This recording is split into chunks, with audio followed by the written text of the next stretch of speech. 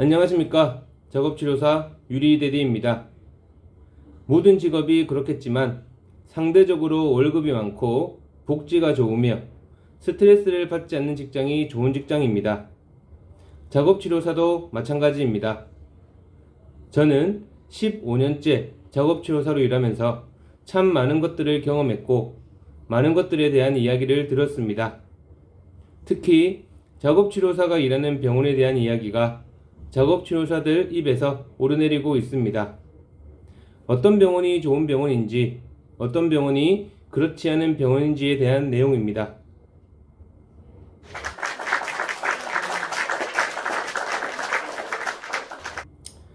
어느 작업치료사 커뮤니티에 블랙 사업장이라는 게시판이 있습니다.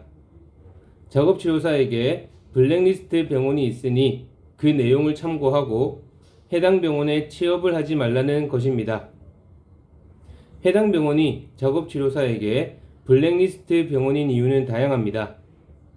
작업치료사에게 적합하지 않은 업무를 하게 하거나 정해진 날짜에 월급을 받지 못하거나 작업치료사 간의 갈등, 즉 선임 작업치료사의 이유 없는 갑질이 있거나 병원 내 다른 부서와의 갈등, 이러한 이유인 겁니다. 이러한 이유로 작업치료사가 병원에서 작업치료사로 일을 하기 힘들다면 그 작업치료사 개인에게는 블랙리스트 병원이라 할 수 있을 것 같습니다. 예전에는 작업치료사들이 취업을 할 때 취업하고자 하는 병원 그리고 작업치료실에 대한 자세한 정보가 없이 취업을 했었습니다. 작업치료사가 취업을 할 수 있는 병원이 많지도 않았고 정보를 얻을 수 있는 방법도 많지 않았습니다. 그러나 지금은 그렇지 않습니다.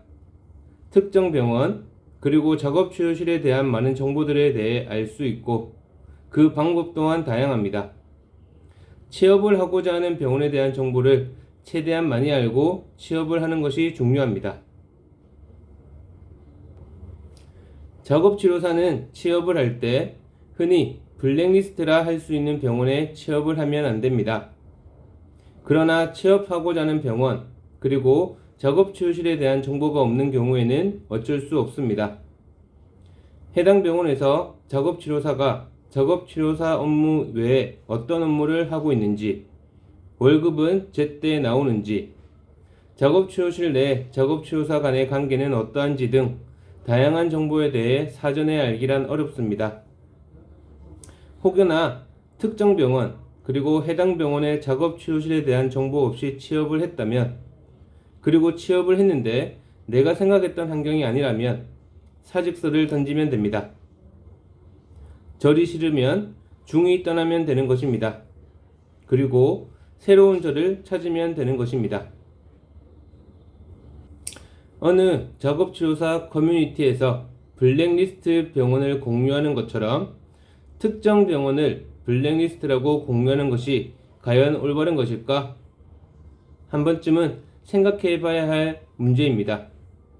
특정 병원에 대해서 한 명의 작업치료사가 아닌 다수의 작업치료사가 느낀 것이라면 그 병원에 대한 정보는 어느 정도 맞다고 할 수 있습니다. 그러나 작업치료사 커뮤니티에 블랙리스트라고 공유된 병원의 경우 작업치료사 개인이 특정 병원에 대한 정보를 공유한 것입니다. 그 작업치료사 개인의 주관적인 경험일 것입니다. 그 주관적인 경험이 전부인 것처럼 병원이 알려진다면 잘못된 것일 수도 있다는 생각이 듭니다. 그럼에도 불구하고 개인의 경험과 생각을 무시할 수도 없습니다. 어느 작업치료사가 경험한 일들을 나름 자세하게 공유하고 있습니다. 그 경험을 어떻게 받아들일지는 그 글을 보고 있는 사람이 판단하면 될 것입니다. 월급을 좀 더 많이 주는 병원에서 일을 하고 싶다. 근무 환경이 좀 더 좋은 병원에서 일을 하고 싶다. 좋은 작업치료사 동료가 있는 병원에서 일을 하고 싶다. 너무나도 당연한 것입니다.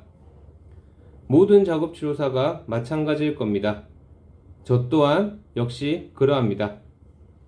15년 동안 작업치료사로 일하면서 매일매일 드는 생각입니다.